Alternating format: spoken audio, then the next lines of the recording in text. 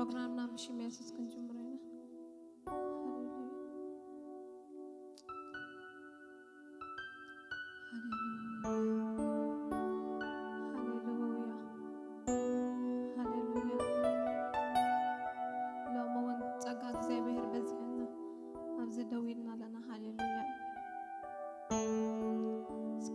እግዚአብሔር በመስጋና ነቅረብ ሃሌሉያ ለዛ መዓልት እዚ አህሪ አደፍ ቀደ እግዚአብሔር በመስጋና ነቅረብ አቅሚው ሃሌሉያ ሃሌሉያ ተመስገን ንበሎ ነዝ ብሩኽ እግዚአብሔር ተመስገን ንበሎ ሃሌሉያ ሃሌሉያ ናይሎም ሰባት ገበረና ተመስግኖን እግዚአብሔር ሃሌሉያ ብዙሓት ሰባት ነዛ መዓልት እዚ አኽሪዋ ሞዴር አይዋ ብዙሓት የሞ እግዚአብሔር አቦይ ተመስገን ሃሌሉያ ሃሌሉያ ተመስገን እግዚአብሔር ተመስገን ስለ ሁሉ ነገር ሃሌሉያ ሃሌሉያ ምስጋና ነኽትወስዶ ግባእካ እግዚአብሔር አምልኾ ነኽትወስዶ ግባእካ እግዚአብሔር ሃሌሉያ ሃሌሉያ ተመስገን እግዚአብሔር ተባረክ ለዕልበል እግዚአብሔር ሃሌሉያ ሃሌሉያ ተመስገን እግዚአብሔር ሃሌሉያ ሃሌሉያ ሃሌሉያ ምስጋና ናኹም ጥዕም ጨና ወሰዶ እግዚአብሔር ሃሌሉያ አምልኾ ናኹም ጥዕም ሽቶ ወሰዶ እግዚአብሔር ሃሌሉያ ተመስገን ተመስገን ተመስገን እግዚአብሔር ሎሞ ወንደግምና ደጋግምና ተመስገን ብለካለና እግዚአብሔር ሃሌሉያ ሃሌሉያ مسكن دقبأك أملاخي خمك እግዚአብሔር አባይ ተመስገን ሃሌሉያ ሃሌሉያ ተመስገን እግዚአብሔር ተመስገን ሃሌሉያ ሃሌሉያ ሃሌሉያ እጅግ ማኸነ خبرك መጽና ዘና እግዚአብሔር ሃሌሉያ ሃሌሉያ ኩሉ خبر ንዓኻ ይኹን እግዚአብሔር ኩሉ خبر ስኻጥራሕ ወሰዶ እግዚአብሔር ሃሌሉያ سخاطرح كبير كاتر እግዚአብሔር ሃሌሉያ احنا زي كنا سكاله دي كنا سخاطرح كبير كخاطر እግዚአብሔር ሃሌሉያ ክብር ስለድግባአካ እግዚአብሔር ክብር ግባአካ እግዚአብሔር ክብር ወሰዶ ሃሌሉያ ሃሌሉያ እግዚአብሔር ሃሌሉያ ሃሌሉያ ሃሌሉያ ጎይታ እግዚአብሔር هاليلويا هاليلويا كبر وسد እግዚአብሔር هاليلويا አምልኾ ወሰድ هاليلويا هاليلويا ተመስገን እግዚአብሔር ተመስገን እግዚአብሔር هاليلويا ምስጋና ካኹ ወሕደካ እግዚአብሔር هاليلويا هاليلويا ክብር ይኹንካ እግዚአብሔር هاليلويا احنا نقبر كله كتكبر እግዚአብሔር ንስኻ ክብልካ ክትርአ ሃሌሉያ ሃሌሉያ ሃሌሉያ እግዚአብሔር ሃሌሉያ እግዚአብሔር ዓብዩ ሃሌሉያ ሃሌሉያ ካብቲ ንፈልጦ ንላዕሊ ዓብዩ እግዚአብሔር ናይ እግዚአብሔር ዕቤት መርሚርካ ይውዳእኒ ሃሌሉያ ሃሌሉያ እግዚአብሔር ዓብዩ ካብቲ ንሓስቦ ንላዕሊ ዓብዩ ሃሌሉያ كابتن قمتو عبي እግዚአብሔር هاليلويا هاليلويا እግዚአብሔር هاليلويا عب أملاخ السلطان أملاخ تخونك እግዚአብሔር نمسكنك لنا هاليلويا مسكننا تقبل እግዚአብሔር هاليلويا هاليلويا هاليلويا هاليلويا هاليلويا እግዚአብሔር تمسكن هاليلويا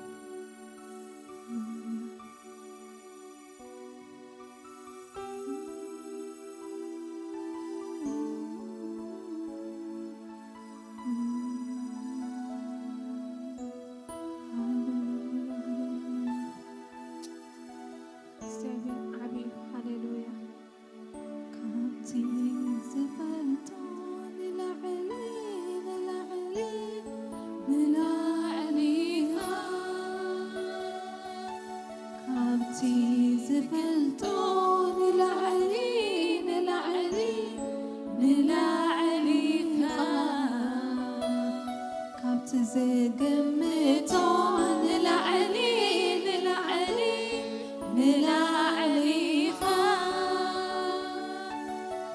كابتي زفلتون نلعلي نلعلي نلعليها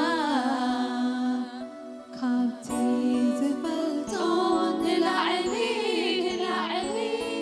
نلعليها كابتي زقمتون نلعلي نلعلي خالي بقول له እግዚአብሔር هللويا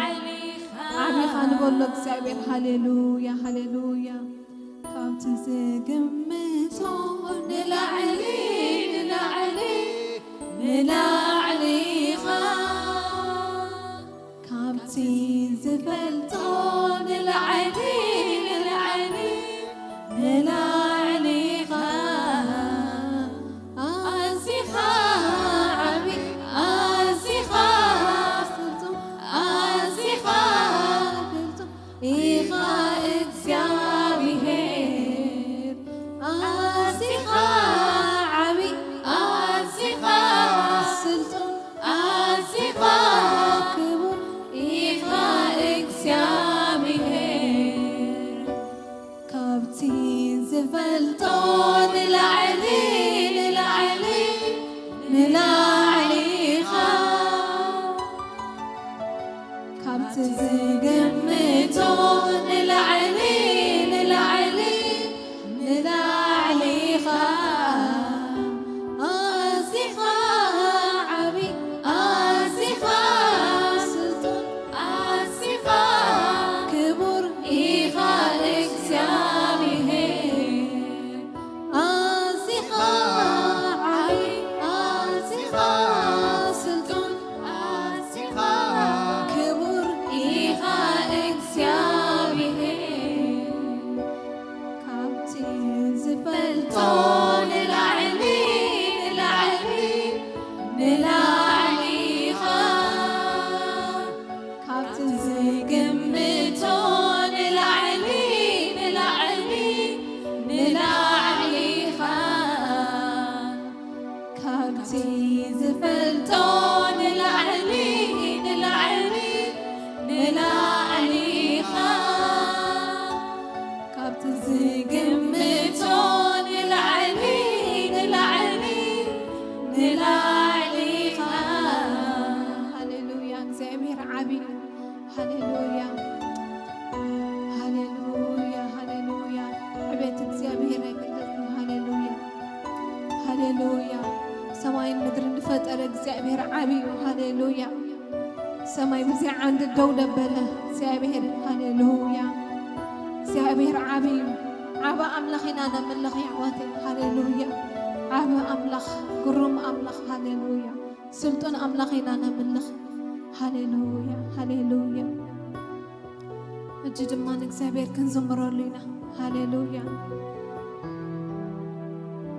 ኣብ ቃል ኣምላኽ ከም ዝበሲ ኩልኹም ምድሪ ንእግዚአብሔር እልል በልሉ ንእግዚአብሔር ብሓጎስ ተገዝእዎ ኣብ ቅድሚኡ ብእልልታ ምፁ እግዚአብሔር ኣምላኽ ምዃኑ ፍለጡ ንሱ ገበረና ባዕላትና ኣይኮናን ንሕናስ ህዝቡን ኣባጊዑን መጋሶን ኢና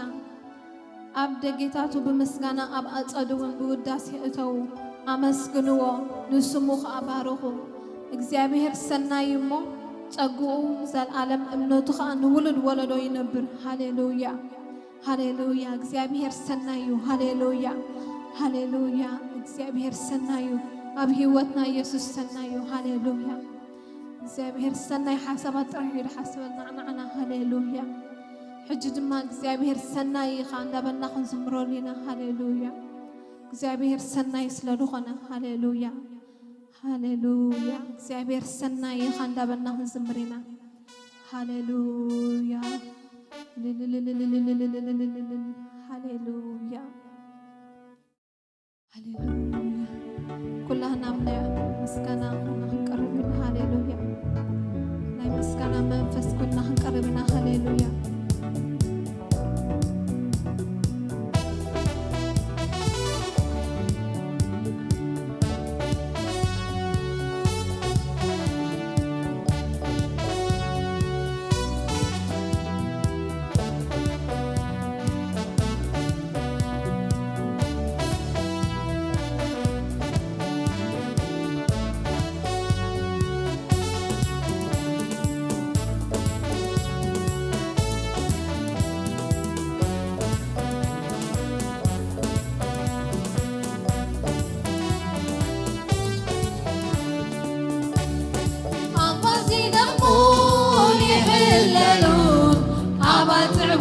ይኽልከል ኢሎም ይወድቁ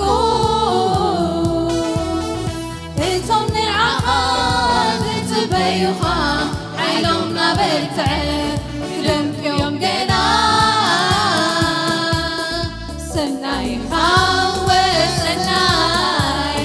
ሰናይኻ ወሰናይ ብባሕሪኻ ሰናይኻ ሰናይ ድማ ትገብር ኣለኻ ሰናይኻ የሱስ ሰናይ ሰናይኻ ወሰናይ ብባሕሪኻ ሰናይኻ ሰናይ ድማ ትገብር ኣለኻ ሰናይኻ የሱስ ሰናይ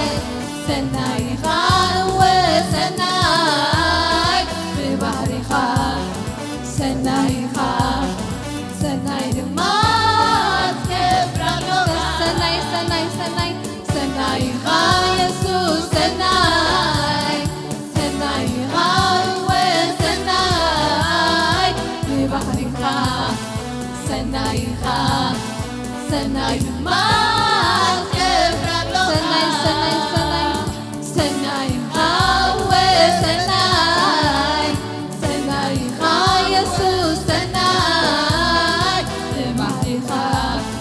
ሰናይኻ ሰናይ ድማ ትገብር ኣለኻ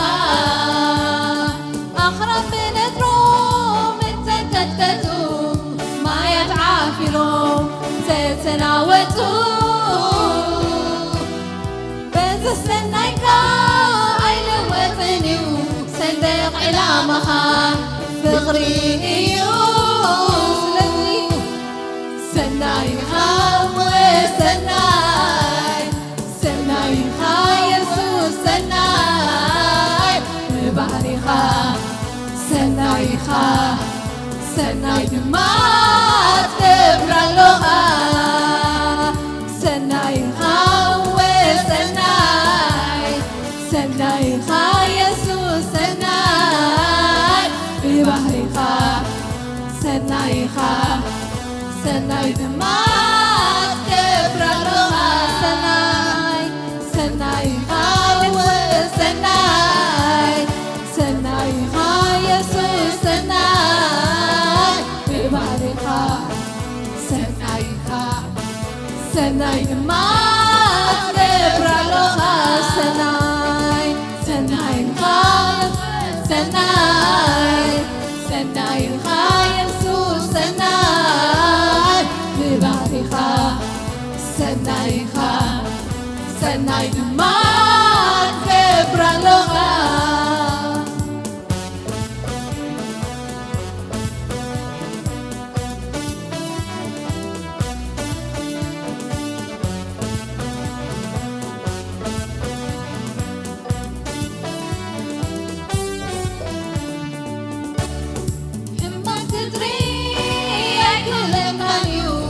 ርሱዕ ምዝካር ባህሪኻ እዩ ንጭኑቕ ሽጉር ፍትሒ ተውፃሉ ንማትካስ ወትሩ ሰናይ እዩ ሰናይኻ ወሰናይ ሰናይኻ የሱስ ሰናይ ብባሕሪኻ ሰናይኻ ሰናይ ድማ ትገብር ኣለኻ ሰናይኻ የሱስ ሰናይ ሰናይኻ የሱስ ሰናይ ብባሕሪኻ ሰናይኻ ሰናይ ድማ ትገብር ኣለኻ ሰናይ ሰናይኻ ወሰናይ ሰናይኻ የሱስ ሰናይ ብባሕሪኻ ሰናይኻ ሰናይ ድማ ትገብር ኣለኻ ሰናይ ሰናይኻ ወሰናይ ሰናይኻ የሱስ ሰናይ ብባሕሪኻ ሰናይኻ ሰናይ ድማ ትገብር ኣለኻ ሰናይ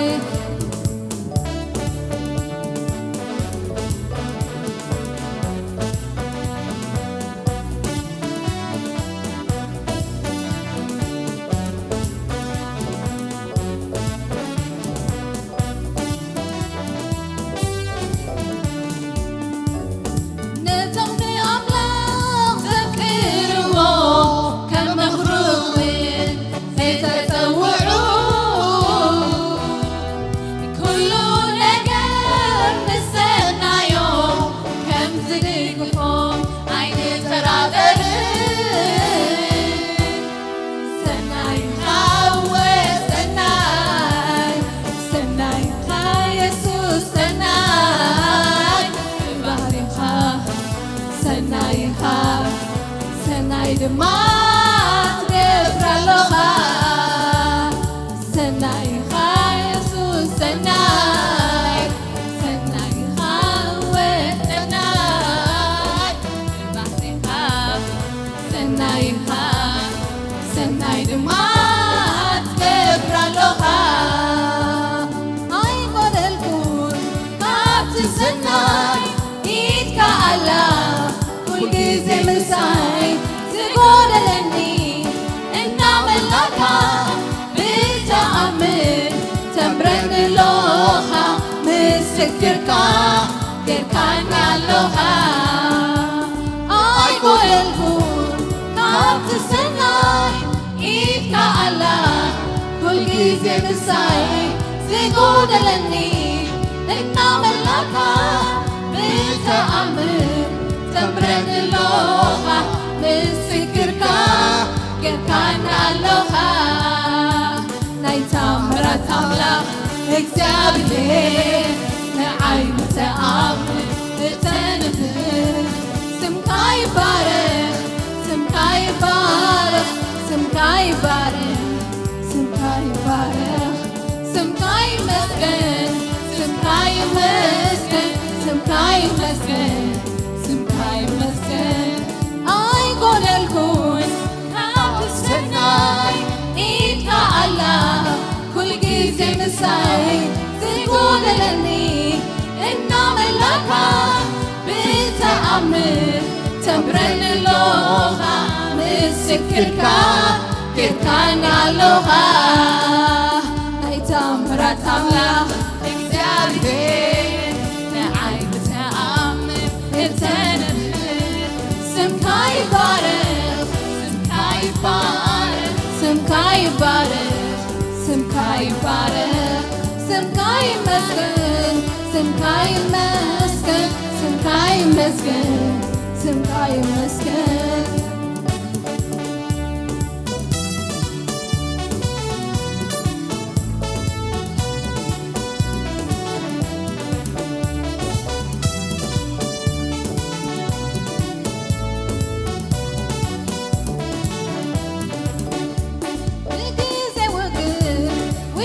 ሰላምካ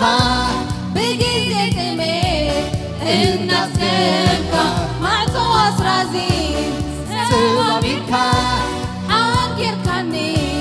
ኣብዚ ትሕኻ ንዝመፅውን ችውክልተይ ኣባኻ ናይ ተኣምራት ኣምላኽ እግዚኣብሔር ንዓይ ብተኣምር እተንብር ስምካ ይባረኽ ስምካ ይባረኽ ስምካ ይባረኽ ስምካ ይባረኽ ስምካ ይመስገን ስምካ ይመስገን ስምካ ይመስገን ስምካ ይመስገን ናይ ተኣምራት ኣምላኽ እግዚኣብሔር ንዓይ ብተኣምር እተንብር ስምካ ይባረኽ ስምካ ይባረኽ ስምካ ይባረኽ ስምካ ይባረኽ ስምካ ይወደስ ስምካ ይወደስ ስምካ ይወደስ ስምካ ይወደስ ተኣማምነኒ ኣምላኸይ ባኻ ዘላለም ምዃኑ ኣባይ ሓልዋኻ ኣባይ ሓልዋኻ ተኣማምነኒ ኣምላኸይ ባኻ ዘላለም ምዃኑ ኣባይ ሓልዋኻ ኣባይ ሓልዋኻ ተኣማምነኒ ኣምላኸይ ባኻ ዘላለም ምዃኑ ኣባይ ሓልዋኻ ኣባይ ሓልዋኻ እግዚኣብሔር ኣብ ህይወተይ ፍሉይ ኢኻ ኣብ መነባብሮይ ፍሉይ ኢኻ ይግባእኒ ልዕል ከፍ ኢለካ ክንብርከኽ ንስምካ ሰግድ ንኽብርኻ እግዚኣብሔር ኣብ ህይወተይ ፍሉይ ኢኻ ኣብ መነባብሮይ ፍሉይ ኢኻ ይግባእኒ እዩ ልዕል ከፍ ኢለካ ክንብርከኽ ንስምካ ሰግድ ንኽብርኻ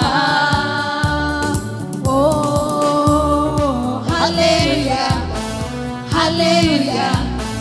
هللويا هللويا هللويا هللويا هللويا هللويا هللويا أنا سبزيك تأماميني تأماميني تأماميني الله أنا سبزيك تأماميني تأماميني تأماميني الله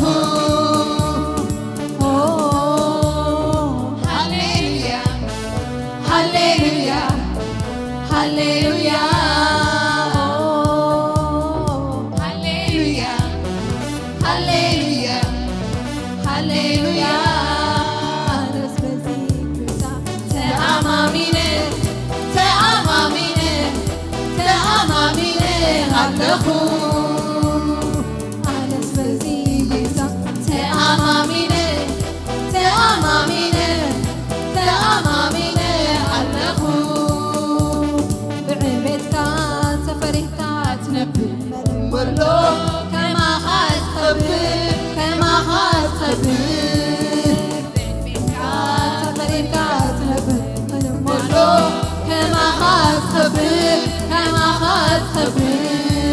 قرمع كبرين من التخليك أمزي كرم من حالة اللغة أملاخي عم أملاخ مخاتا فليتو كله ليتاكا قرمع كبرين بلا تخليك أمزي كرم من حالة اللغة أملاخي عم أملاخ مخاتا فليتو كله يتاكا بعينك سفريك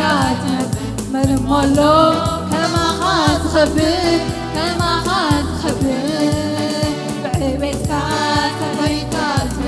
مرمولو كما خاز خبر كما خاز خبر قرمان كبرين بغلا تخليك أمزي كبرين برحانة سلوخة أملاخي عب أملاخ مخانكا فليتو كل قساكا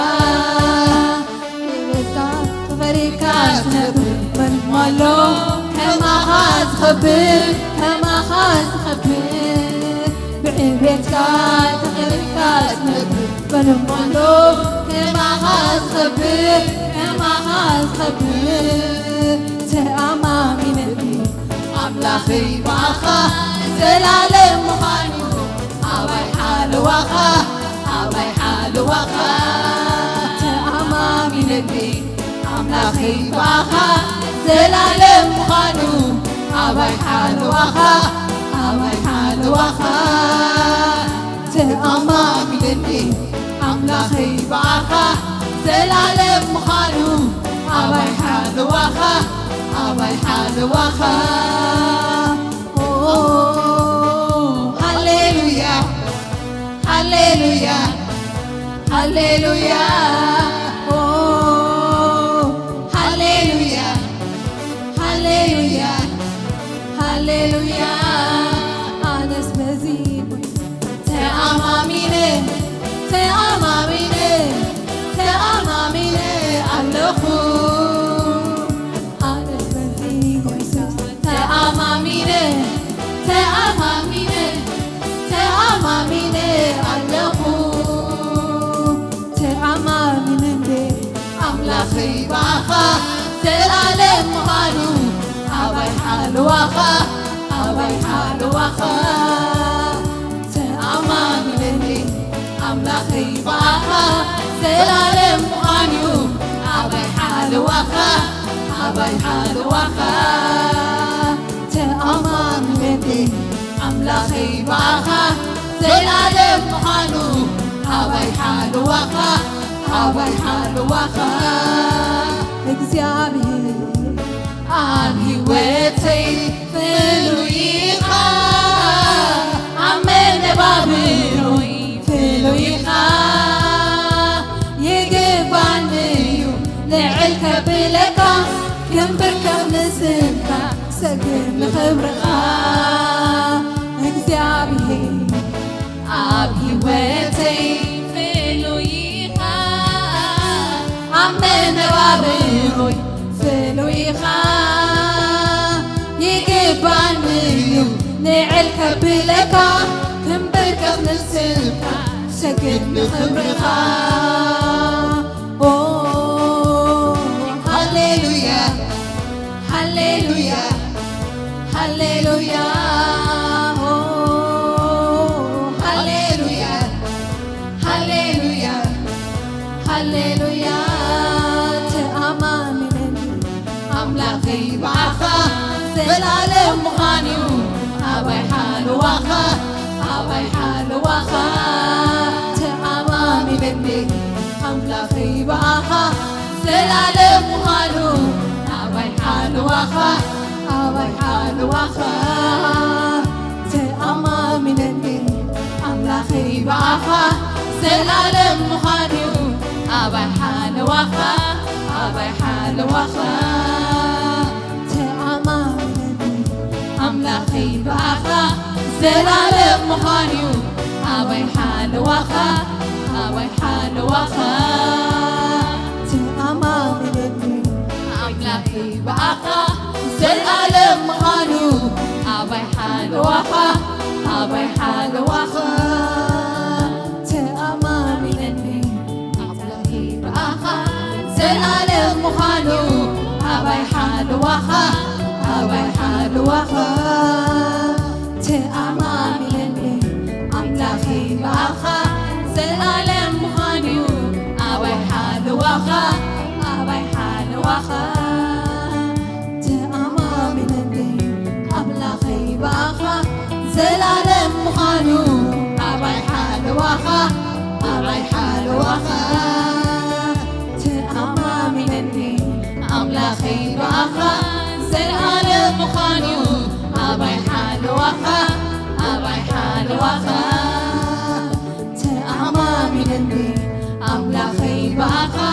ዘላለም ምዃኑ ኣባይ ሓልዋኻ ኣባይ ሓልዋኻ ሃሌሉያ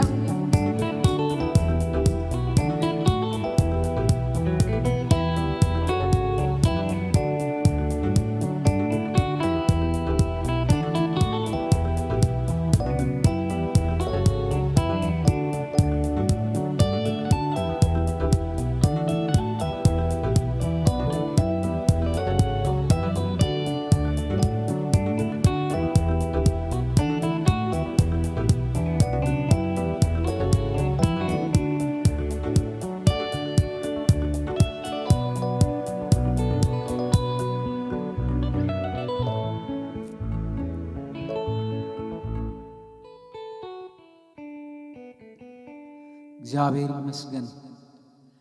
እግዚአብሔር ሓለዋ ኢና ዝበፅሕና ንዘለዓለም ድማ ክሕልወና እዩ እቲ ሓለውኡ ድማ ዘለዓለማዊ ጉስነቱ እዩ እግዚአብሔር ይመስገን ካብ ዘለዓለም ንዘለዓለም ክብሪ ንኣምላኽ ይኹን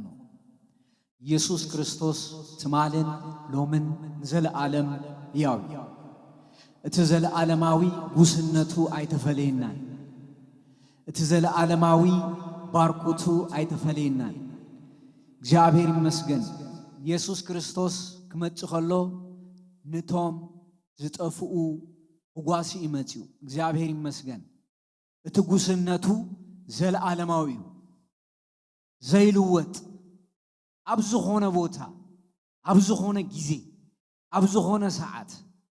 ጉስነቱ ዘለዓለማዊ እዩ ንምንታይ ንሱ ኣብ ኩሉ ቦታ ስለ ዝርከብ እግዚአብሔር ይመስገን ክብርን ኣምላኽ ይኹን ኢየሱስ ክርስቶስ ትማልን ሎምን ንዘለዓለም ሕያው እዩ እንደገና እግዚአብሔር ዕድል ስለ ዝሃበና ቃሉ ንኽንሰምዕ ቃሉ ንኽዛረብ ዕድል ስለ ዝሃበኒ እግዚአብሔር ይመስገን ክብርን ምስጋናን ንእግዚአብሔር ይኹኖ ሕጂ እውን ቀፂልና ቀጻጺልና ንሪኦ ነገር ተሃልዩ ቃል ኣምላኽ እዩ ኩሉ ኣብ ቃል ኣምላኽ ተሰዊሩ እዩ መንፈስ ቅዱስ ድማ ንልብና ክገልጸልና ክንጽሊና ኣብ ሰማይን ኣብ ምድርን ዝኸበርካ ዘለዓለማውን ጻድቕን ዝኾንካ ቅዱስ እግዚአብሔር ነመስግነካ كابزل عالم نزل عالم هياويخا قالكا هياويو قالكا سماين مدرن زفتره نتزيل نابهلونت زمت هياو قالكا أمو نزق قالكا منفس قدوس كتبرهالنا كاب قالكا دماغ نمهار هيوت كوننا دقخي كاب እግዚአብሔር استمهارو كهونيهم كم استبهاله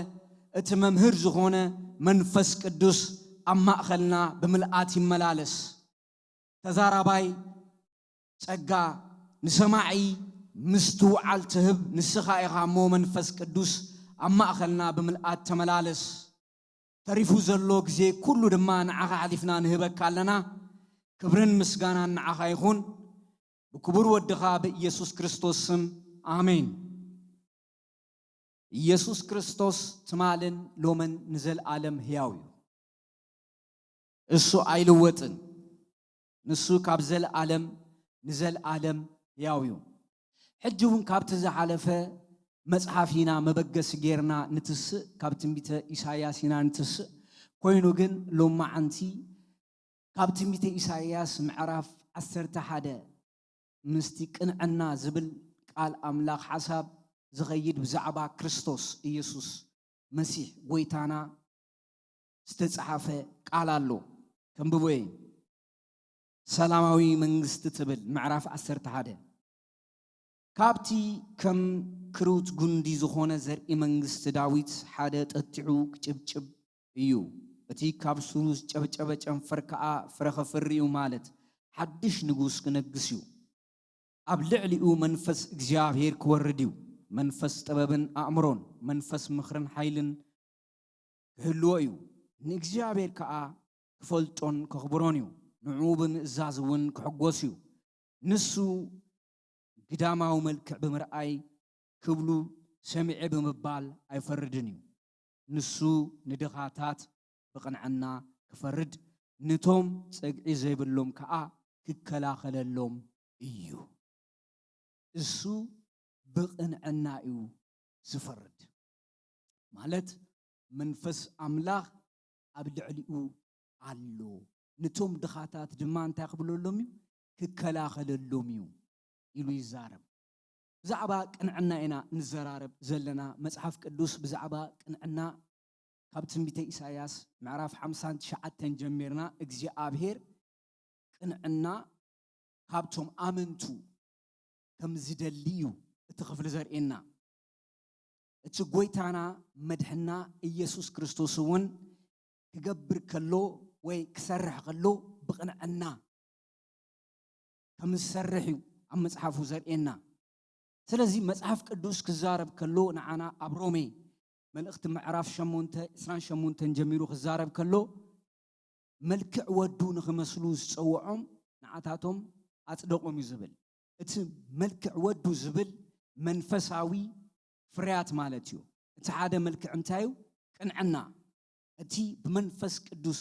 داغم زتولده اماني እግዚአብሔር ካብኡ እንታይ ይደሊ قنعنا ማለት እንታይ ማለትዩልና ሪናይና قنعنا ማለት ክሪኦ ከለና አርባዕተ ነገራት ይዝሕዝ አምሰሉነት ወይም ግብዝነት ዘይብሉ ሐቀኝነት ግሉጽነት ቁኑዕ حساب بمالت يفتحوا قنعنا كفتح خلو كمزي فتح مالتيو بدفنو خنريو خلنا قنعنا سقلنا قنعنا يلنا خنحنفو نخيلينا ግን እዚ መሰረታው ነገራት አውሽጡ ለዎ ሓደ ሰብ ቁንዑ ክባል ከሎ እዚ አርባዕተ ነገራት ከማለ አለዎ ማለት እዩ እዚ አርባዕተ ነገራት ተዘይማልዩ ቁንዑ ክባል አይክእልን እዩ ቅንዕና ዝብል ቃል እንታይ ማለት እዩ ምስ ፈትሒ ዝተተሓዘ እዩ ናይ ፈትሒ ቃል እዩ ንነገራት መዚንካን አመዛዚንካን መፍራድ ማለት እዩ በሐፂሩ ቅንዕና እዚ ማለት እንታይ ማለት እዩ በሕልና እግዚአብሔር ንሰብ ሕልና ሂብዎ እዩ ሕልና ሂብዎ ኣሎ ንሰብ ሕልና ስለዝሃቦ እቲ ድማ ብመንፈስ ቅዱስ ዝተሓደሰ ሕልና ብቅንዕና ነገራት ክርኢ ፍቃድ أملاخي نتيموتيوس هاوريا باولوس دغاغيمو كمغرو كله زبلو ነገር እንታዩ ሰናይ ሕልና ይሃልጋ ሰናይ ሕልና ማለት ቁኑዕ ሕልና ይሃልጋ ማለት እዩ ንምንታይ ነገራት ክትርኢ ከለኻ ሚዛናዊ ሁን ብዘይ ሚዛናውነት ኣይትግበር ማለት እዩ ኣብ ትንቢተ ኢሳይያስ ምዕራፍ 59 ዝረኣናያ ክፍልታት እቶም ህዝቢ ከም ዝተነስሑ ሪኢና ኢና እንታይ ዓይነት ልብ ነይርዎም ድሓር ግን ተነስሖም እግዚአብሔር ግን ዝበሎም እንታዩ ቅንዕና ከኣቱ ኣይከኣለን ኢሉ ተዛሪቦም ኦ እግዚአብሔር ገበና ኣብ ቅድሜኻ ብዙሑ ኃጢአትና እውን ድማ ይምስክረልና ኣሎ ንገበና ንኣበሳና ኣጸቢቕና ንፈልጦ ኢና 59 ካብ ቁጽሪ 12 ካባኻ ኣሎና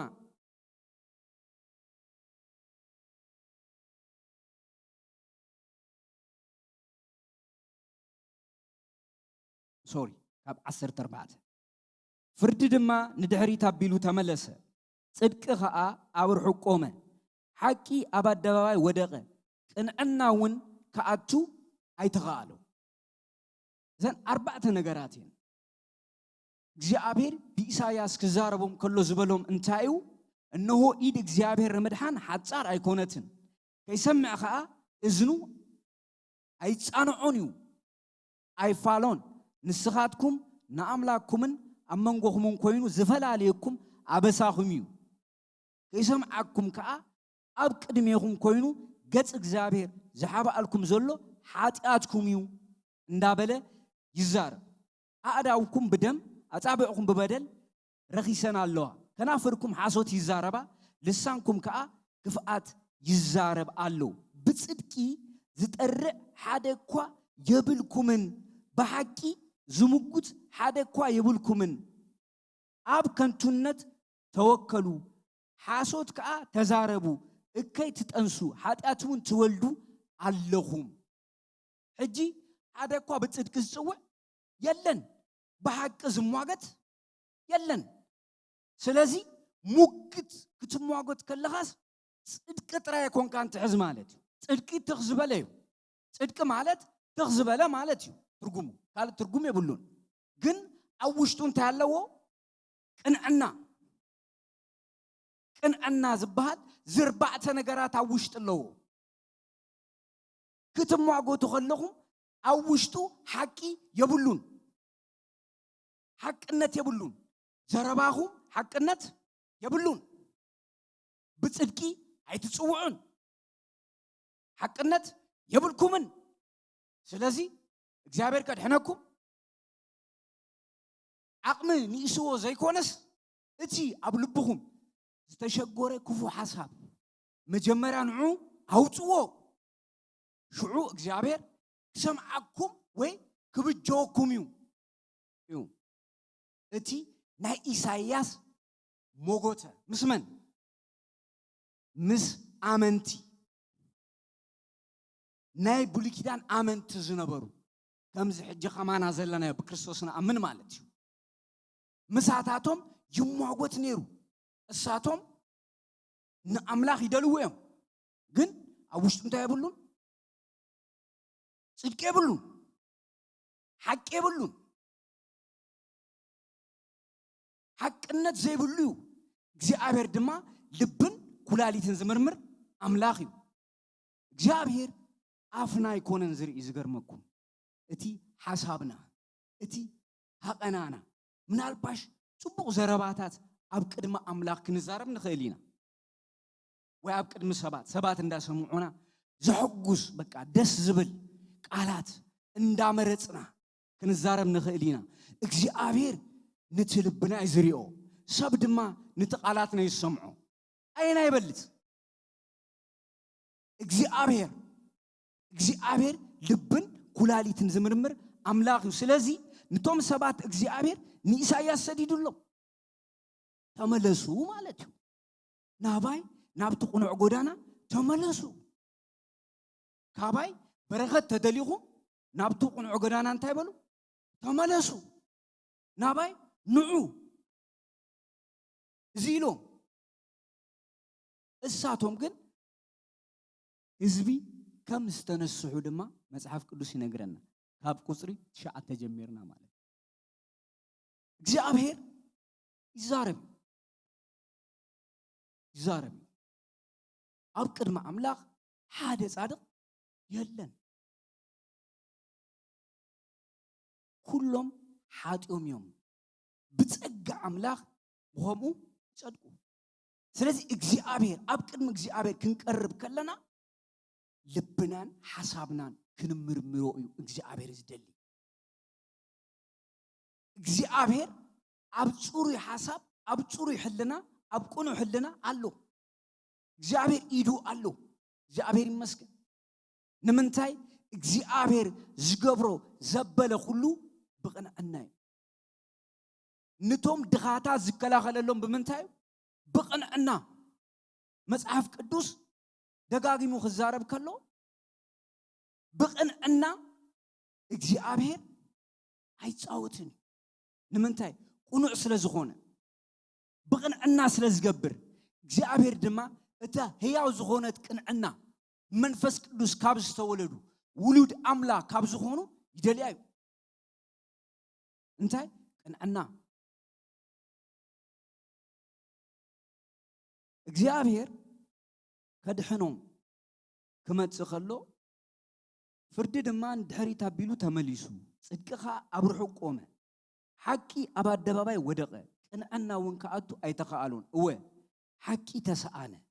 እቲ ካብ እከይ ዝርሕቕ ድማ ርእሱ ንዘመተ ኮነ እግዚአብሔር እዚ ረኣየ ቅንዕና ስለ ዘልቦ ከዓ ጓሃየ ይብለና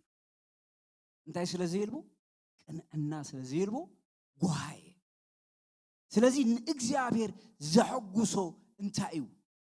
እግዚአብሔርስ ኢዱ ዘርጊሑ ክባርከና ዝገብሮ እንታይ እዩ ብዝብል ኣርስቲ ድማ ክንዘራረብ ኢና እግዚአብሔር ይመስገን እግዚአብሔር ኢዱ ዘርጊሑ ክባርከና ዝገብሮ እንታይ እዩ ተይልና ቅንዕና እዩ ንዚ ዝተፈላለዩ መጽሐፍ ቅዱስ ክፍልታት ኣሎ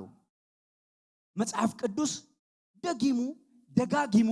ንበዓል መን ይባርኽ ንበዓል መን ብጸጋ መንፈስ የንጀርብቦም ተይልና ንቶም ቁኑዓት እግዚአብሔር ይመስገን ንቶም ቁኑዓት ይባርኾም በረኸት ክንብል ከለና ሸል ጥራይ ኣይኮነን ወይ ሃብቲ ጥራይ ኣይኮነን እቲ ደጋው ነገር ኣይኮነን በረኸት ዝተባረኸ ልቢ ኣሎ እግዚአብሔር ንብሩኽ ልቢ ይባርኽ መመሊሱ ይባርኽ እግዚአብሔር ይመስገን ንቶም ብቕንዕና ዘገልግልዎ ንቶም ብቕንዕና ዘምልኽዎ እግዚአብሔር እንታይ ገብሮ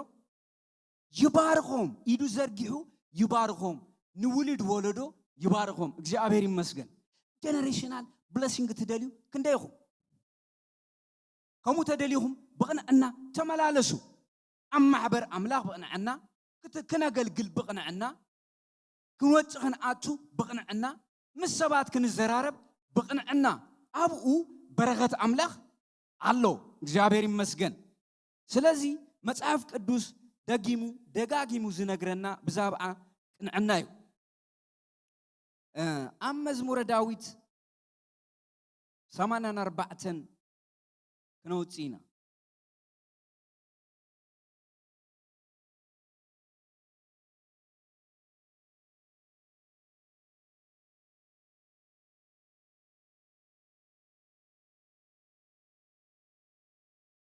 መዝሙረ ዳዊት 84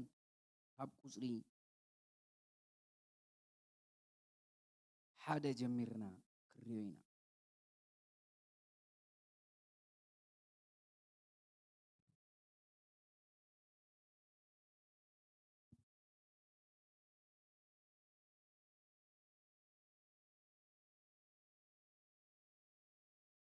ናፍቆት ቤት እግዚአብሔር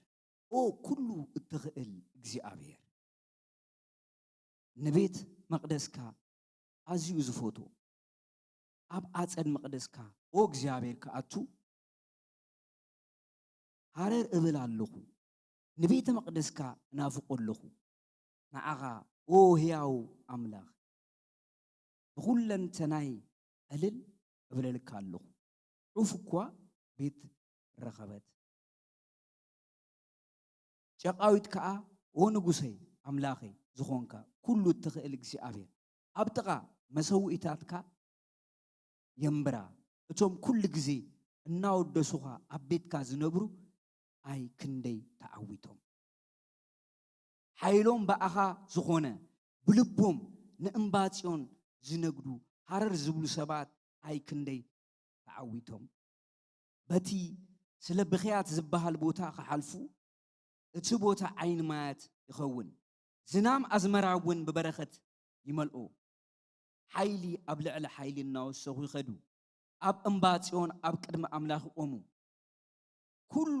እትኽእል እግዚአብሔር ኣምላኽ ጸሎተይ ስማዕ ኦ ኣምላኽ ያዕቆብ ጽምበል ኣታዋልታ ዝኾንከ ኣምላኽ ረአ ነቲ ዝሓረኻዩ ንጉስም ባርያኻን ካብ 1000 መዓልቲ ኣብ ካልእ ሓንቲ መዓልቲ ኣብ ቤት መቕደስካ ምውዓል ይሕሾ ስለዚ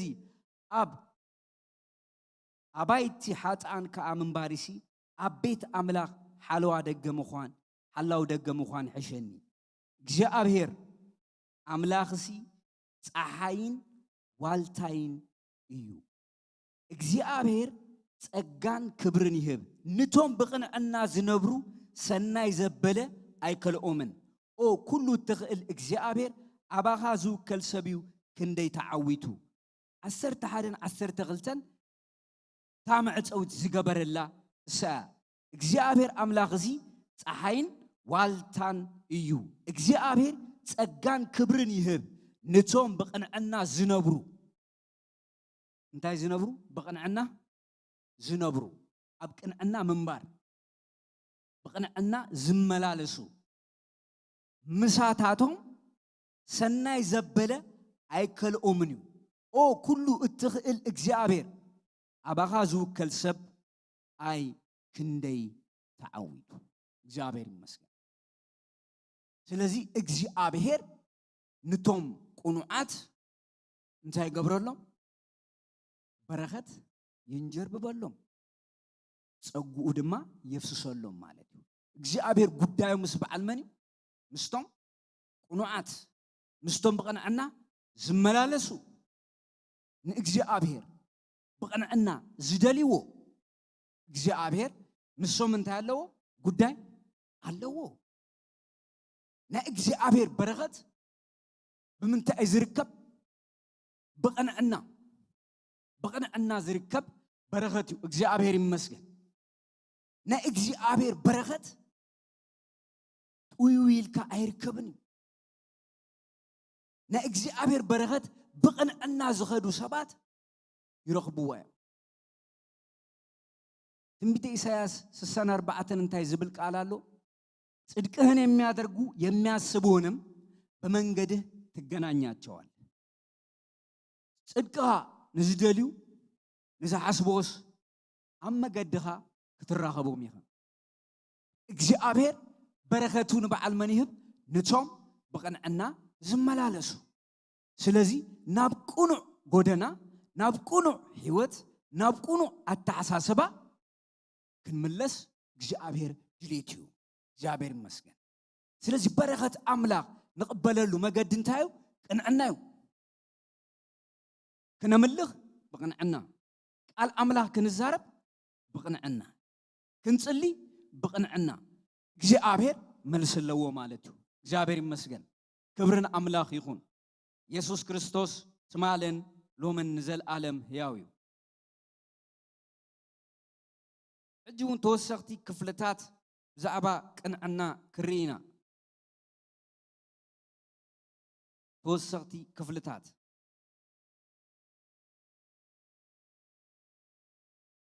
መጽሓፈ ምሳሌ ምዕራፍ 15 ቁጽሪ 8 መስዋዕቲ ረሲኣን ኣብ ቅድሚ እግዚአብሔር ፍንፉን ጸሎት ቁኑዓት ግና ባህ መስዋዕቲ ረሲኣን ኣብ ቅድሚ እግዚአብሔር ፍንፉን እዩ ጸሎት ቁኑዓት ግና ባህ የብሉ ንእግዚአብሔር ባህ ዘብሎ መስዋዕት እንታይ እዩ ጸሎት ቁኑዓት እግዚአብሔርስ ባህ ይብሎ ንኽሰምዖ ሰሚዑ ንኽምልሶ ባህ ይብሎ ይብለና መጽሐፍ ቅዱስ እግዚአብሔር ይመስገን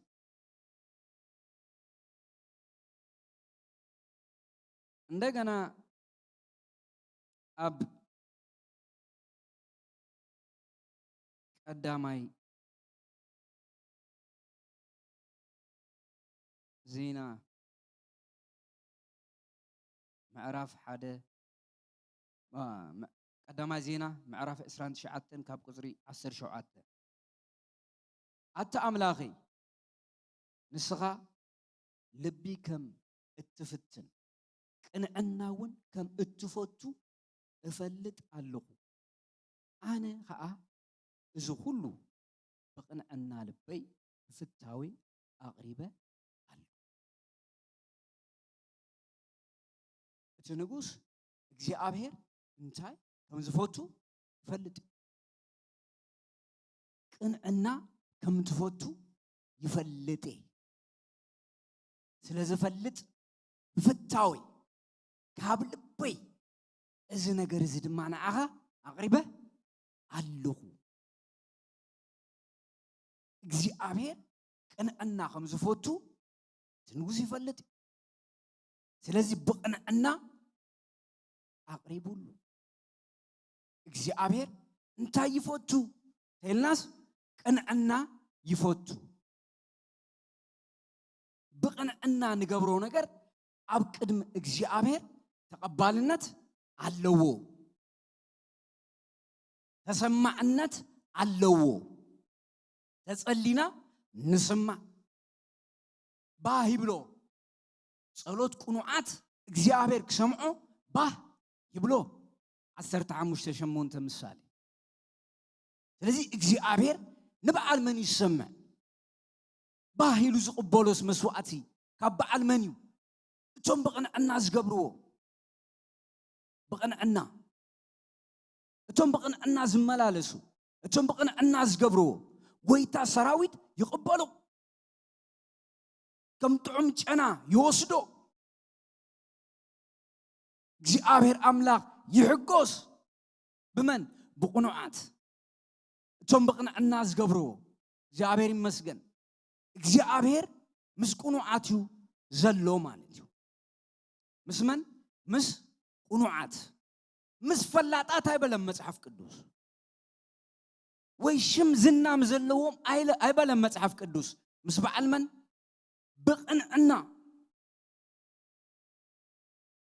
بقنعنا زملالسو እግዚአብሔር ምስኦም አሎ እግዚአብሔር ናይ ቁኑዓት አምላክ እዩ እግዚአብሔር ይመስገን እግዚአብሔር ናይ ቁኑዓት አምላክ ናይቶም بقنعنا ዝመላለሱ አምላክ እዩ ብዛዕባ ኢዮብ ክዛረብ ከሎ መጽሐፍ ቅዱስ ኢዮብ ጻድቅ ይብሎ ቁኑዕ ንእግዚአብሔር ዝፈርሕ ሰብ ነበረ እቲ ቁኑዕን እቲ ጻድቅን እቲ ፈሪሃ እግዚአብሔር ዘለዎ ሰብ ኣብ ቅድመ አምላክ እንደገና ሪስቶሬሽን አለው ኢዮብ እንደገና ተሐዲሱ ስጉ ተሐዲሱ ቁኑዕ ሰብ ነይሩ ኢዮብ በቅንዕና ዝመላለስ ሰብ ነይሩ ብዙሕ ነገር ይስኢኑ ደቁ ሲኢኑ ጥሪቱ ሲኢኑ كل ነገር ጥዕንኡ ሲኢኑ ዘይሰአኖ ነገር አይነበረን ግን ብዛዕባ እግዚአብሔር ዝነበሮ አተሐሳስባ ቁኑዕ ነይሩ ቁኑዕ ዝኾነ አተሐሳስባ ነይሩ አሞዳእታ መጺኡ ምስተዛረቦም ሓደ ነገር ኢሉዎም እግዚአብሔር እስኻትኩም ከም ኢዮብ ብዛዕባይ ቁኑዕ ነገር አይተዛረብኩም ብቅንዕና ንዝመላለሱ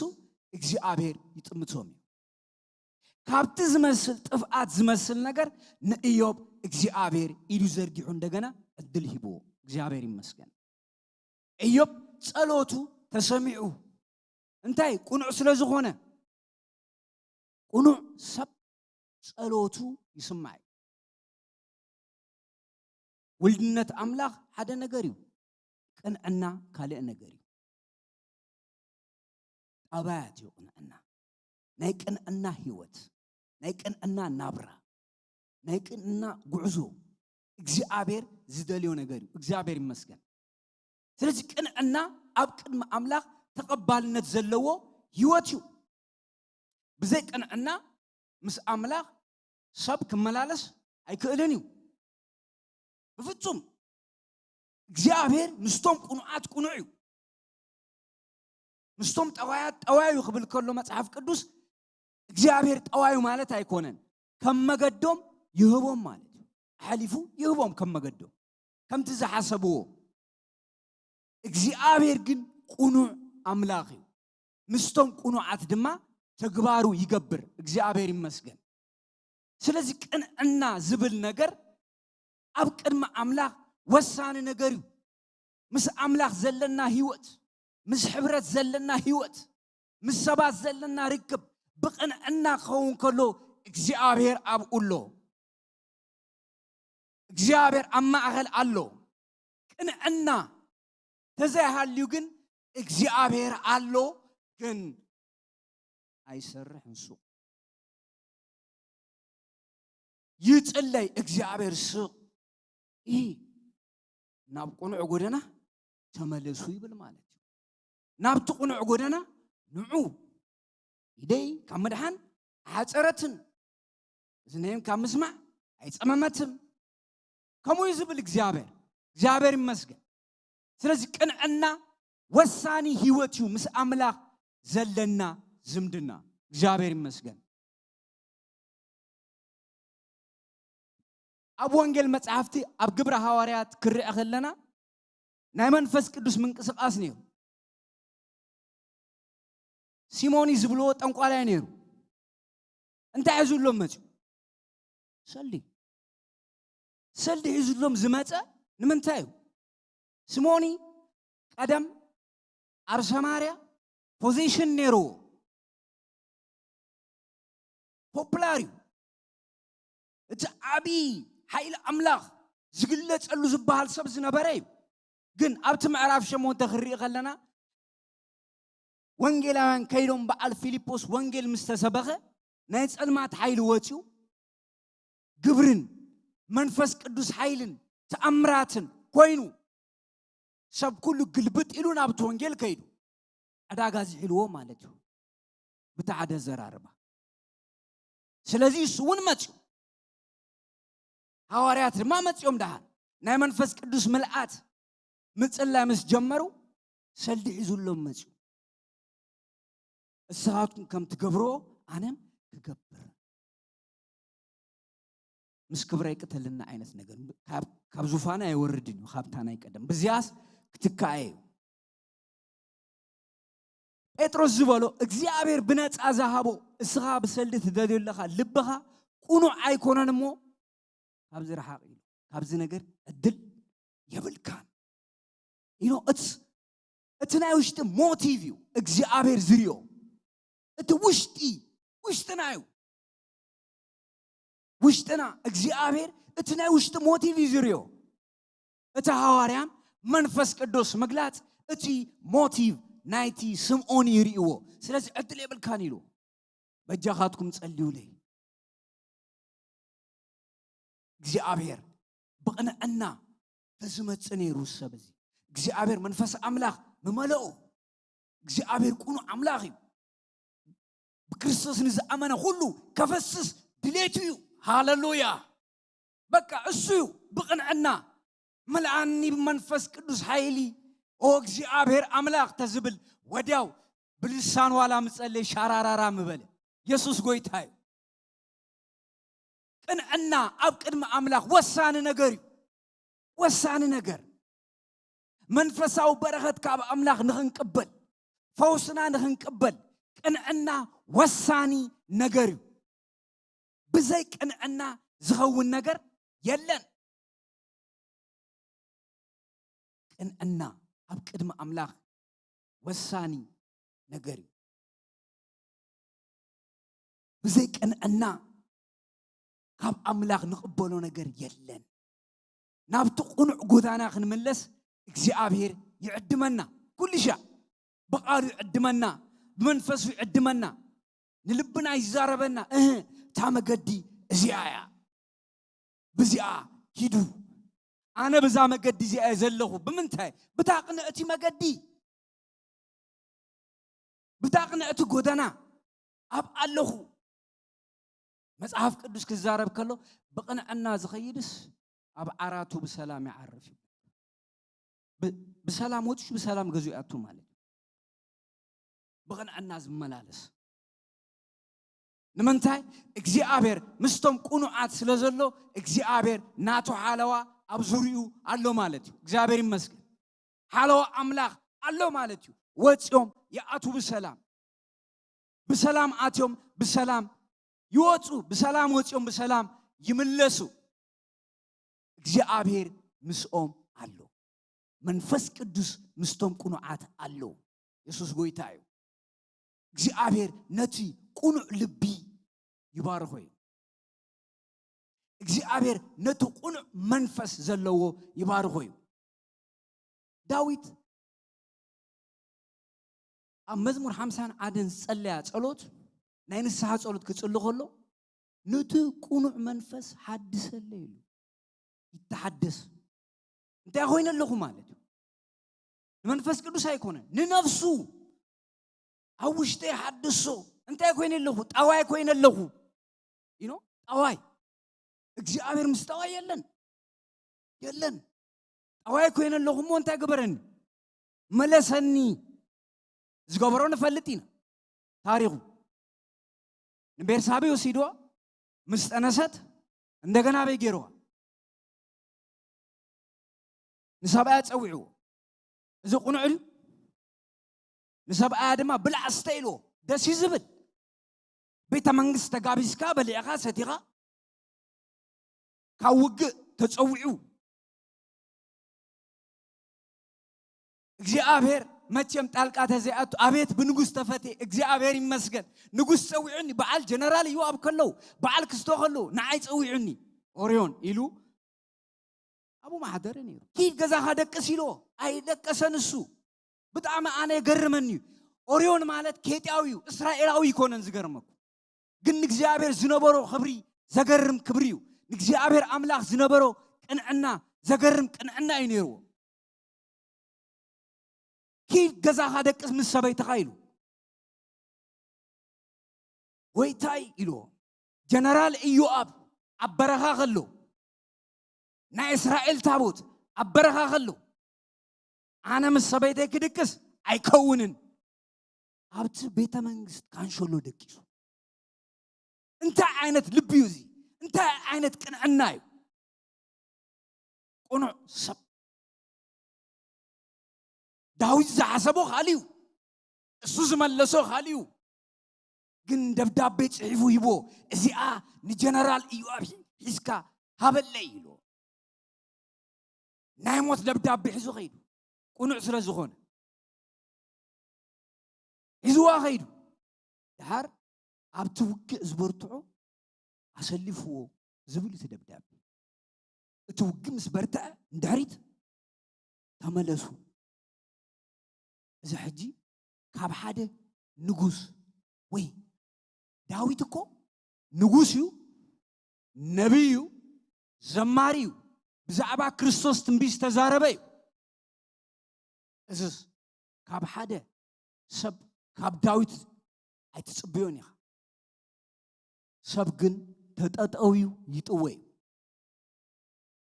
ሰብ ሸተት ተይሉ ሸተት ይብል ስለዚ ሂብዎ እቲ ውግእ ኣብ ቅድሚት ውግእ ነይሩ ሞይቱ ነቶም ድኻታት ብቕንዕና ዝፈርደሎም መን እዩ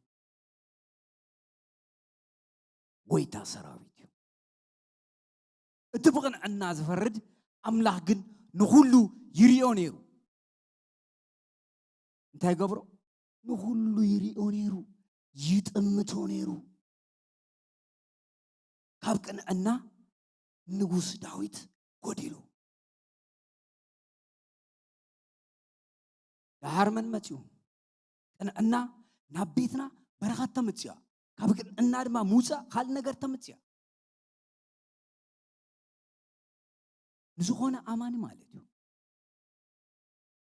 ድሓር ነብዩ ናታን መፅኡ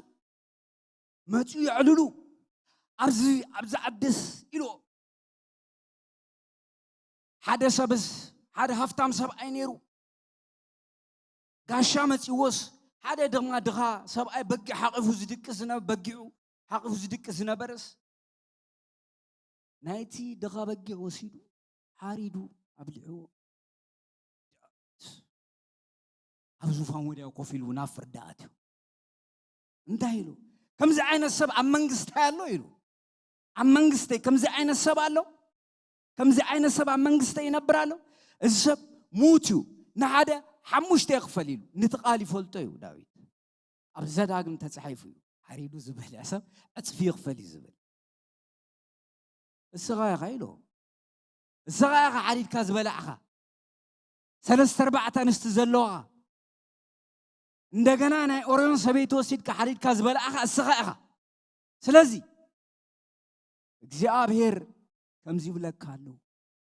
ባኺዩ ግን ሓንቲ ነገር አምጽያትሉ ናይ ንጹህ ሰብ ደም ሰይፍኻ ቤትካ አይጠፍእን ቅንዕና ናይ ቅንዕና ህይወት ውሕስነት አለው ናይ በረኸት ህይወት አለው አቤት ዳዊት ድሕሪኡ ዝተፈጸመ ጉዳይ ትሪእዎ ክንደይ ፍርክሽክሽ አትዮ ስለዚ ዳዊት ክጽልኸሎ ነቲ ቁኑዕ መንፈስ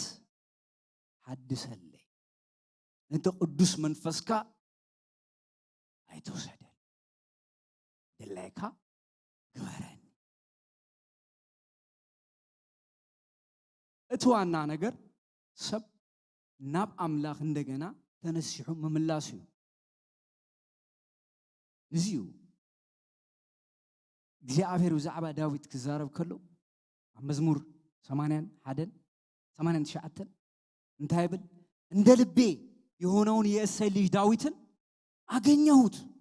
ቅዱስ ዘይቴንም ቀባሁት እጄም ትረዳዋለች ቀኝም ትደግፈዋለች የአመፃ ልጅ አይጠቀምበትም በእርሱ ላይ መከራ አይጨምርበትም የሚጠሉትንም አዋርዳቸዋለሁ ይሉ እግዚአብሔር ናብ እግዚአብሔር ተመሊሱ ቅንዕና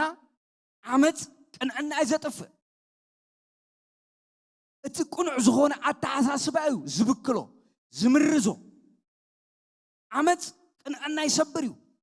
ኣብ አመፅ ዘሎ ሰብ ገጹ ሪኢካ አትፈልጦ ኢኻ ፊት ንፊት ዝርኢ ዝነበረ ሰላም ይብል ዝነበር ተጠው ይኸይድ ልቡ ኣብ ዓመፅ ተመሊኡሎ ማለት እዩ ንኣመንቲ ኸይዱ ዝሓቁፍ ዝነበረ ሰብ ጥው ኢሉ ይኸይድ ትሪኦ እንታይ ኮይና ዓመፅ ተመሊኡሎ ልቢ ስለዚ እግዚአብሔር ልብን ኩላሊትን ዝምርምር አምላኽ እዩ ካብ እግዚአብሔር በረኸት እንደል ሰባት ተኾይና መጀመርያ ክንገብሮ ዘለና ብቕንዕና ክንመላለስ ኣለና بقن ناي زمرنا يكونن ناي سبقنا يكونن ناي زلنا يكونن ناي استنبنا يكونن whatever موت ناي استس يكونن أغاننت ناي زوت يكونن بقن زملالس كننت يكزيابيرن فيت تالج كن مالت أبقت أملاخ أتأويلنا قطعو نخنرئي زقبرنا فري قنعنا بقنعنا خنملالس فقاد أملاخي مس أملاخ بقنعنا أب حبرت بقنعنا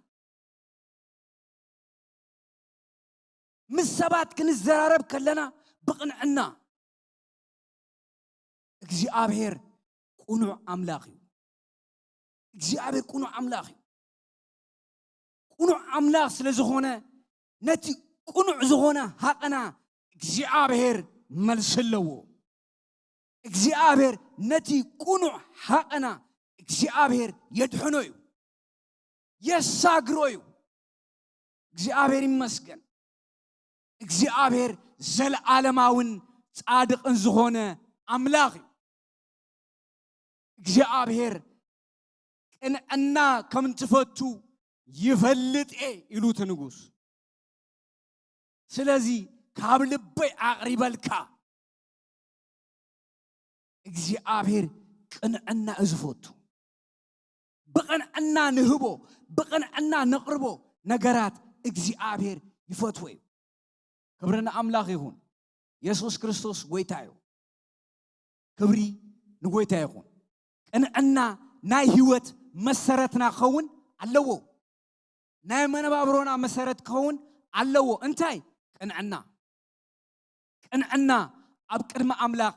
በረኸት እተምጽእ ሓያል ነገር እዩ ሓያል ነገር እዩ ቅንዕና ማለት ስለዚህ እግዚአብሔር ኢደይ ኣይሓፀረትን እዝነይም ኣይፀመመን ግን ኣማኸልና ፀገም ኣሎ ኢሉ ፀገም ኣሎ ንትፀገም ኣልግስዎ መጀመርያ ሽዑ ሰማዓኩሜ ብምንታይ ነልግሶ ብንስሓ እዩ ዝውገድ ቁኑዕ ዘይምዃን ሃሌሉያ ብጣዕሚ ዝገርመኩም ነገር ካብ ሰባት ክፉኣት መናፍስቲ ክወፁ ርኤ ናይ ሰባት ባህሪ ዝገልጽ ግን ልቡ ዝተጠዋወየ ሰብ ዝገርመኩም እቲ መንፈስ ብትሰብ ኣእምሮ እዩ ኣጋንንቲ ዝኸይድ ክነግረኩም ቀልጢፉ ይወፅን ቀልጢፉ ኣይወፅን እዩ ኣነ ዝገርመኒ ነገር እሱ እዩ እቲ መንፈስ ጊዜ ወሲዱ ዝኸይድ ርኢኹም እቲ ጠዋይ መገዲ ናይ ዲያብሎስ እዩ ናይ ኣጋንንት እዩ ዲያብሎስ መንገዱ ጠዋይ እዩ ጠዋይ ስለ ዝኾነ መፂኡ ንኣዳምን ንሔዋንን እንታይ ኢሎ ካብዚ ትበልዑ ዶ ይትበልዑን ሕቶ እዚ ንበልዕ ኢና ግን ካብዘይ ትብልዑ ተባሂልና ኢና እቲ ከም እግዚአብሔር ከይትኾኑ እኮ እዩ እግዚአብሔር ከልዩኩም ጠዋይ ዝኾነ ሓሳብ እዩ እግዚአብሔር ይኣኽለኩም ኢሉ ዝሃቦም ነይርዎም ኣይትብልዑ ተባሂሎም እዮም ከም እግዚአብሔር ከይትኾኑ ኩሉ ከይትፈልጡ እንታይ ሞ ፈሊጦም ኣዳምን ሔዋንን ፍርሒ ምህዳም ሓደ ፍልጠት ንህድማ እዩ የህድመካ ኣብ ፍርሒ የእትወካ ፈሪሖም እግዚአብሔር አምላክ ከም ልማዱ ምስ መጽእ ኣብ ኤደን ገነት ኣበለው ድምፅኻ ሰሚዕናስ ፈሪሕና ጥራሕና ኮይና ጥራሕኩም ከም ዝኾንኩም ዳ መን ነጊሩኩም ኣይገርምን ሰይጣን ጠዋዊው ካብቲ ሓቂ ኣውፅዮ ካብቲ ናይ ኣምላኽ ክብሪ ካብቲ ፍቕሪ ናይ ኣምላኽ ንዚዩ ጳውሎስ ክዛረብ ከሎ ኣብ ቀዳማይ ቆሮንቶስ ምዕራፍ 11 ተመን ብተንኮሉ ንሔዋን ከም ዘስሓታ ንክርስቶስ ካብ ዝኸውን ቅንዕና ምናልባሽ ከይትጎድሩ ኢለ ይፈርሕ ሰብ ካብ ቅንዕና ተጎዲሉ ንኣምላኽ ዘለዎ ፍቕሪ ይዘብል እዩ ሰብ ካብ ቅንዕና ተጎዲሉ ነቲ ናይ ኣምላኽ ነገር የቃልሎ እዩ የናኣሶ እዩ it doesn't care ዋላ ሓደ ነገር ትርጉም የብሉና ኣታቶ በቃ ተጠውዩ ንምንታይ ፍርስርስ ዘይብል ዋላ ሓደ ተጠውዮም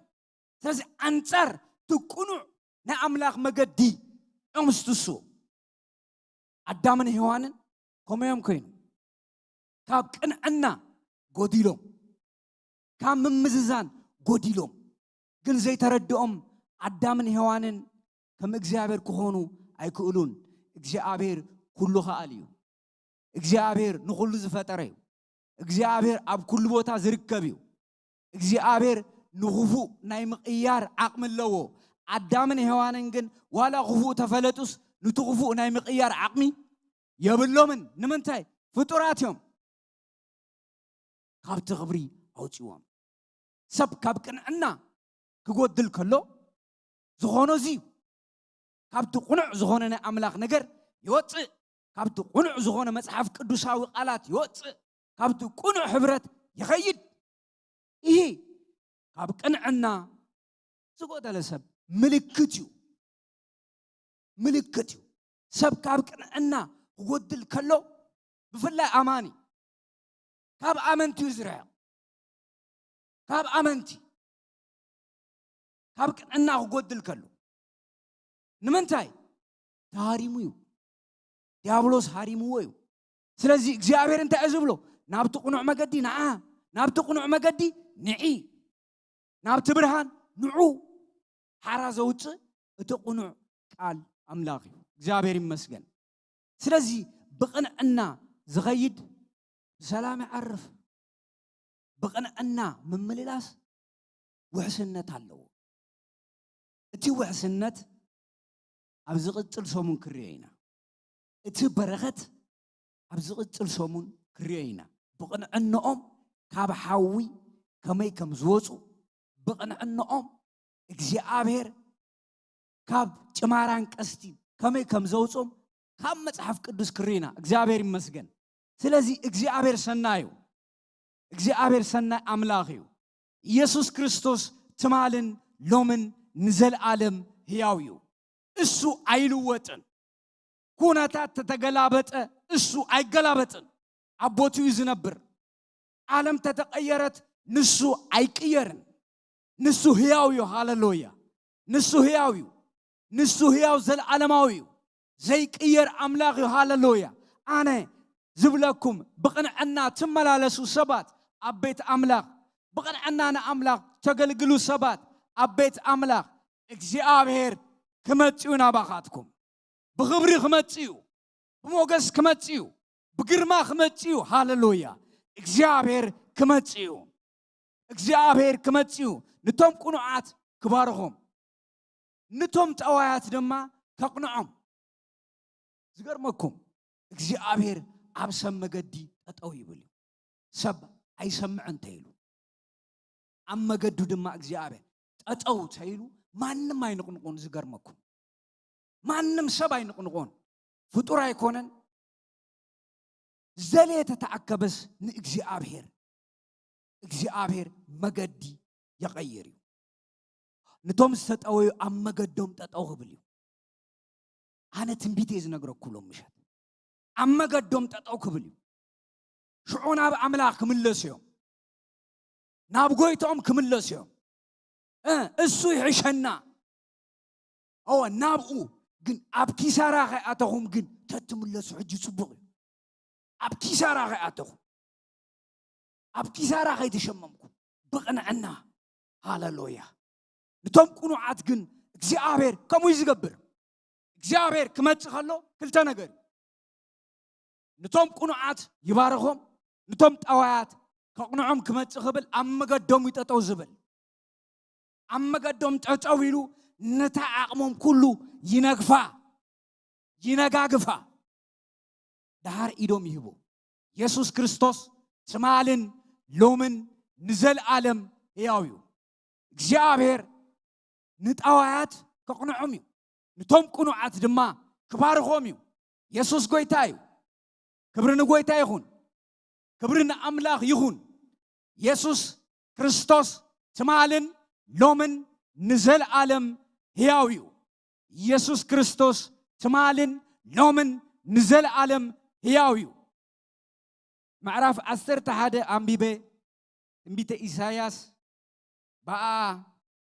ክውዴ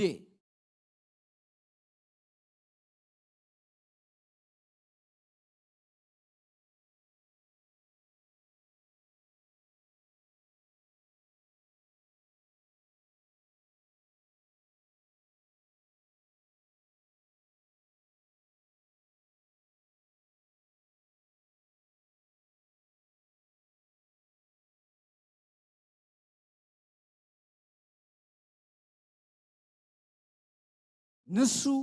ንድኻታት ብቕንዕና ክፈርድ ነቶም ፀግዒ ዘይብሎም ከዓ ክከላኸለሎም ንሱ ንድኻታት ብቕንዕና ክፈርድ ነቶም ፀግዒ ዘይብሎም ከዓ ክከላኸለሎም እግዚአብሔር ይመስገን ኣብ ሰማይን ኣብ ምድርን ትነብር ኣቦና ክብርን ምስጋናን ንዓኻ ይኹን ዘለዓለማውን ጻድቕን ዝኾንካ ቅዱስ እግዚአብሔር ኣብ ዘለዓለም ዙፋን ንዘለዓለም ክብሪ ትነብር ويتا سراويت ياو أملاغ السخا نتوم دغاتات بغنعنا تفرد نتوم دغاتات تكلا غللهم نسخا إغامو قدوس እግዚአብሔር أملاغ تكون عزغونا حسابك تكون عزغونا فقادك قدوس እግዚአብሔር أبيتهم يحلف وغويتا سراويت تناتكا سناي زبالة خلو تناتكا سناي زبالة برغت في يسوس كريستوسم أبيتهم يؤتو እግዚአብሔር نبيت لوي يبارخ نتوم أنا إشتون نتوم عبيتومن እግዚአብሔር كبارخ يخمس تباهله اتناتكا برغت قدوس እግዚአብሔር بقنعنا أب أتركا خوينهم نزغلغلو بقنعنا شمكا نزصوعو قدوس እግዚአብሔር أملاك مقدم كله خطقنا علم نتصلي لنا كبرغتنا برغت كتسغاغروم نتصلي لنا اتزي ودع زلا علماو كبرن حيلخان اب هيوتهم كورد نتصلي لنا او قدوس እግዚአብሔር اتمنفس كبرها اتمنفس حيلها اتمنفس موغسكا اب لعليهم يفسس اتزي لوط زل علماو قالكا اسها كم قالكا يا مو قدوس እግዚአብሔር اتزل عالماو بركتكا يفسس يا نازريتو يسوس زل عالماو حيلها يفسس قدوس እግዚአብሔር زل عالماو كبرها يفسس معلغاتات كله يسبابر معسرتات كله يبتاتخ مخرج المات مخرج عقاننتي كله يفرس قدوس እግዚአብሔር أبتم كنوعات سمكان زدليو تقاغان كبرغان حيلغان منفسكان أبهيوتهم يغون እግዚአብሔር أملاخ زمسلك كايلن زودا درك كايلن قدوس እግዚአብሔር اسها هياو أملاخ اسها تصادق أملاخ اسها زل عالماو أملاخ يغامو قدوس እግዚአብሔር نخبرك كالنا كبر مسغانا نهبك كالنا زمسلك كايلن زودا دركا يلن اسغا هياو حيال أملاخ غامو دلايكا عب سماين عم مدرن تقبر أملاخ كابزل عالم نزل عالم كبر كابزل عالم نزل عالم كبر مسغانان نعاها يغون بكبر ودغا بإيسوس كريستوس آمين